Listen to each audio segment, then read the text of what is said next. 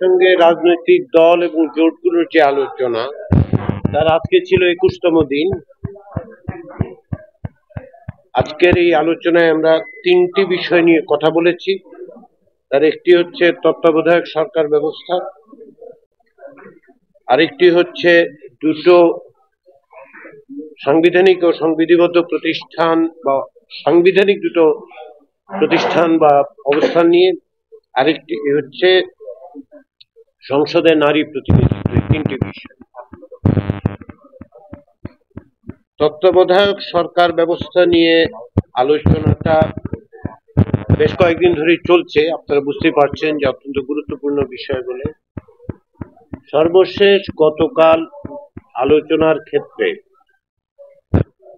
আমাদের পক্ষ থেকে যে প্রস্তাব, কমিশনের পক্ষ থেকে সেই প্রস্তাব, তারই সংশোধিত ভাবে বাংলাদেশ জামায়াত ইসলামীর পক্ষ থেকে একটি প্রস্তাব বিকেলের দিকে উত্থাপন করা হয় এবং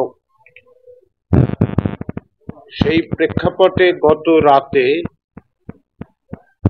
আরো কয়েকটি রাজনৈতিক দলের পক্ষ থেকে কিছু কিছু সংশোধনী প্রস্তাব হাজির করা হয়েছে, আমাদেরকে জানানো হয়েছে। সেই প্রেক্ষাপটে আজকে ঐকমত্য কমিশন সকালে বৈঠকে মিলিত হয়ে আমাদের পক্ষ থেকে সংশোধিত সমন্বিত প্রস্তাব আমরা হাজির করি।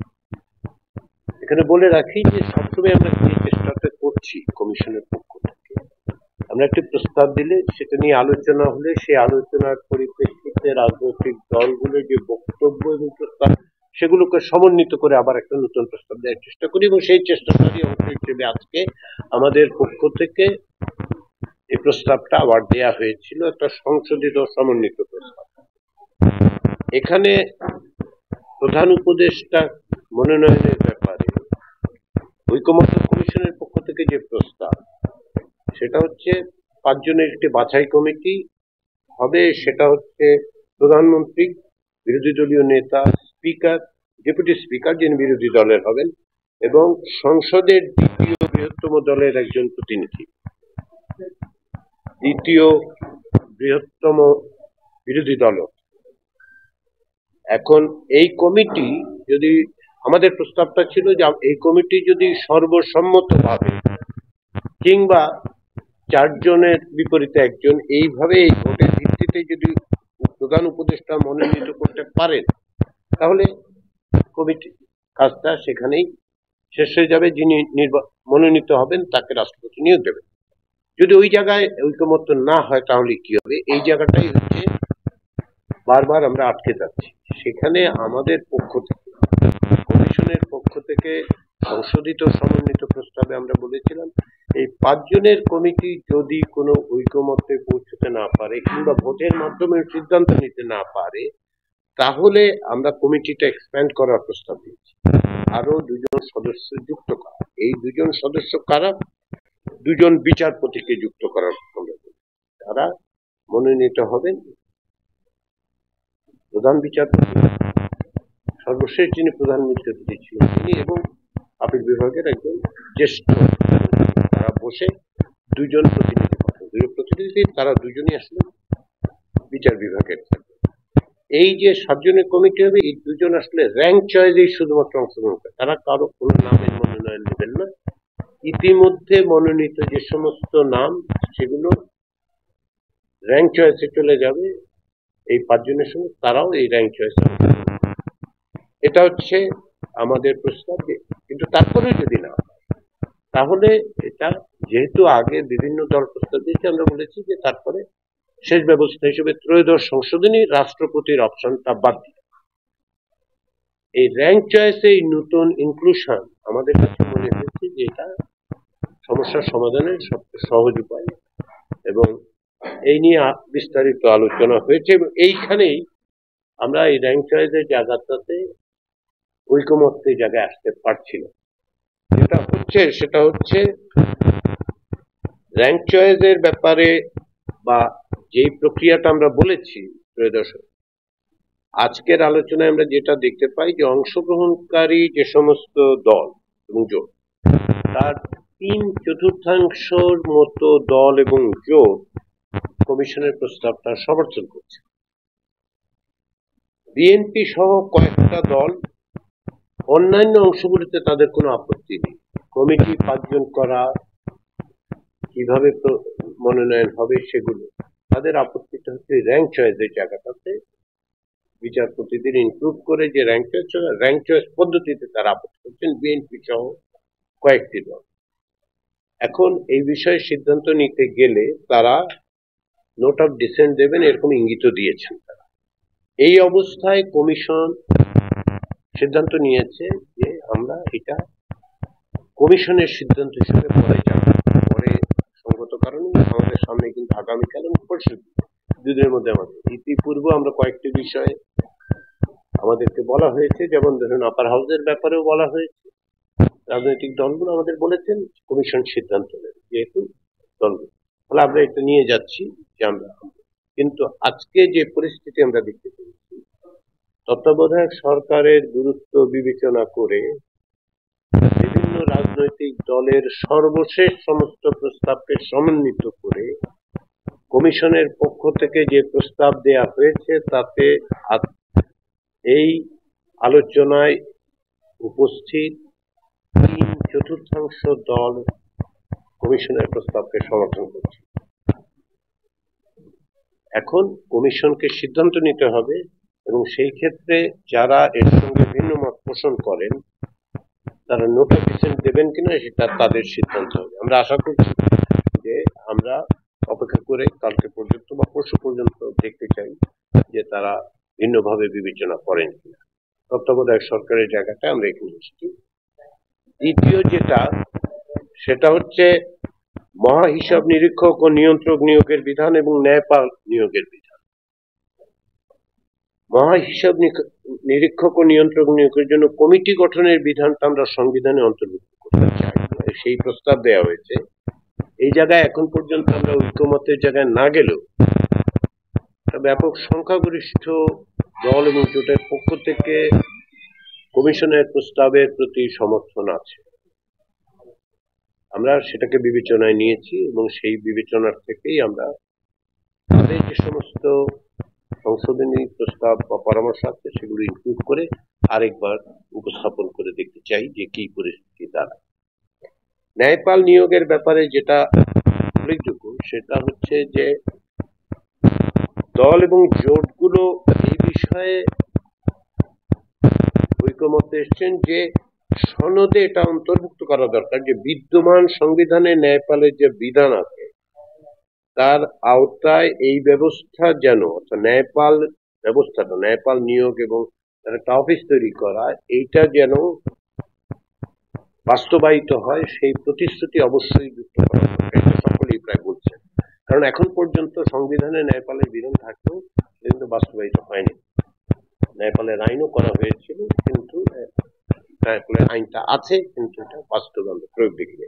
এই জায়গাটাতে সকলে একমত হচ্ছে, কিন্তু সেটা হচ্ছে ন্যায়পাল নিয়োগের জন্য কমিটি গঠনের বিধান সংবিধানে অন্তর্ভুক্ত করার বদলে কিছু রাজনৈতিক দল এবং জোট যদিও প্রস্তাবের পক্ষে, সেক্ষেত্রেও বিএনপি সহ অন্যান্য কয়েকটা দল বলেছেন, তারা আগেও বলেছিলেন, আজকেও বলেছেন যে ন্যায়পাল নিয়োগের বিধানটা যে আইন আছে সেই আইনটাকেই শক্তিশালী করা এবং নিয়োগের বিধানটা না রাখা।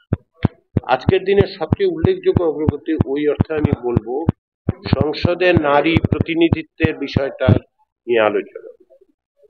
আপনারা জানেন যে কমিশনের পক্ষ থেকে প্রাথমিক পর্যায়ের আলোচনায় যেটা সুস্পষ্ট, প্রায় সকল রাজনৈতিক দল বাংলাদেশের জাতীয় সংসদে নারী আসনের সংখ্যা 100-তে উন্নীত করার ব্যাপারে একমত। প্রক্রিয়া নিয়ে বিভিন্ন সময় আলোচনা হয়েছে, একমত হওয়ার জায়গা তৈরি না হলেও শেষ পর্যন্ত যে জায়গাটাতে দাঁড়ানো যাচ্ছে সেটা হচ্ছে এই যে বিদ্যমান যে 50টি আসন আছে সেই 50টি আসন যে ব্যবস্থায় আছে সেটা অক্ষুণ্ণ থাকবে। বাকি অংশগুলো অর্থাৎ 100টাতে উন্নীত করার পর্যায়ক্রমিক একটা প্রক্রিয়া আমাদের শুরু করা দরকার। এই ব্যাপারেও সকলে একমত হয়েছে। তারই আলোকে আমরা কমিশনের পক্ষ থেকে প্রস্তাব দিয়েছিলাম প্রথমে রাজনৈতিক দলগুলো তাদের মনোনয়নের ৩০০ আসনের ১/৩ নারী প্রতিনিধি দেবে, নারী মনোনয়ন দেবেন, সেটাতে একমত হওয়া যায়নি। আমরা বলেছিলাম যে ১/৪ এমনকি ১/৫ সেক্ষেত্রে আলোচনায় বিভিন্ন রকম প্রস্তাব এসেছে এবং আমরা অনেকটাই ঐকমত্যের কাছাকাছি যে কিভাবে নারীদের প্রতিনিধিত্ব বৃদ্ধি করা যাবে পর্যায়ক্রমিকভাবে, সেটার ব্যাপারে নীতিগতভাবে জায়গায় এবং খানিকটা প্রক্রিয়াগতভাবে আমরা একমতের জায়গায় প্রায় এসেছি। আমরা আশা করছি আগামীকাল এটার একটা লিখিত ভাষ্য কমিশনের পক্ষ থেকে দিলে সেটা সকলের কাছে গ্রহণযোগ্য হবে। কোনো দল হয়তো ওই বিষয়ে রিজার্ভেশন দেখাতে পারেন, সেটা আমরা যখন আমরা আর্টিকুলেশনটা করবো, যখন টেক্সটটা তৈরি করব, বক্তব্যটা তৈরি করব, তখন তারা সে বিষয়ে বলতে পারবে। সেদিক থেকে আমরা এটাকে একটা অগ্রগতি মনে করছি যে আমরা আগামীকাল নারী প্রতিনিধিত্বের বিষয়টায় একটা জায়গায় ঐকমত্যের জায়গায় আমরা উপস্থিত হতে পারবো। এটা একটা ইতিবাচক অগ্রগতি আজকে হয়েছে। ফলে আজকের দিনের ৩টি আলোচনার ক্ষেত্রে তত্ত্বাবধায়ক সরকার ব্যবস্থার ব্যাপারে ব্যাপক সংখ্যাগরিষ্ঠ ৩/৪ দল কমিশনের নতুন প্রস্তাবের পক্ষে, আর যে দুটো প্রতিষ্ঠানের কথা আমরা বলছি ন্যায়পাল নিয়োগের ব্যাপারে সকালেই একমত, এটা শক্তিশালী করার ব্যবস্থা নিশ্চিত করতে হবে। মহাহিসাব নিরীক্ষক এই ব্যাপারে যে নিয়োগ কমিটি, সেই নিয়োগ কমিটি নিয়ে এখন পর্যন্ত ঐকমত্য হয়নি, সমর্থন আছে কিন্তু আমরা এগুলি বিবেচনা করব। আর নারী প্রতিনিধিত্বের কথা আমি বলেছি বিস্তারিত। ফলে আমাদের দিক থেকে আমাদের মনে হচ্ছে যে অগ্রগতি হচ্ছে। সময়ের স্বল্পতার কথা আপনারা জানেন, আমরা ৩১শে জুলাইয়ের মধ্যে শেষ করব। আজকে আরেকটা বিষয় যেটা আমরা রাজনৈতিক দলগুলোকে জানিয়েছি সেটা হচ্ছে, না জানেন, একটা দ্বিতীয় পর্যায়ের আলোচনা, সেটা মার্চ মাস থেকে মে মাস পর্যন্ত প্রাথমিক পর্যায়ের আলোচনায় অনেকগুলো বিষয় ঐকমত্য হয়েছিল, আর কিছু কিছু আবার ফিরে এসছে আমাদের দ্বিতীয় পর্যায়ের আলোচনাতে। কিন্তু আমরা সামগ্রিকভাবে ওইখানে যে ঐকমত্যগুলো হয়েছিল তার একটি তালিকা আমরা রাজনৈতিক দলগুলোকে আগামীকালের মধ্যে পৌঁছে দেব, যাতে করে তারা পুনর্বার দেখতে পারেন যে আর ইতিমধ্যেই জাতীয় সনদের টেক্সটের খসড়া আমরা দিয়েছি রাজনৈতিক দলগুলোর কাছে।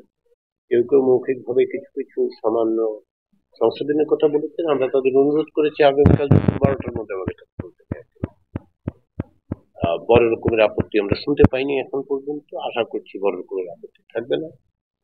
সংশোধনীগুলো সংযুক্ত করে আমরা আগামীকাল এই অংশটা নিষ্পত্তি করতে পারব। তো সেদিক থেকে অগ্রগতি হচ্ছে, আমরা এখনো আশাবাদী ৩১শে জুলাইয়ের মধ্যে আমরা সনদের পূর্ণাঙ্গ রূপ দাঁড় করাতে পারব।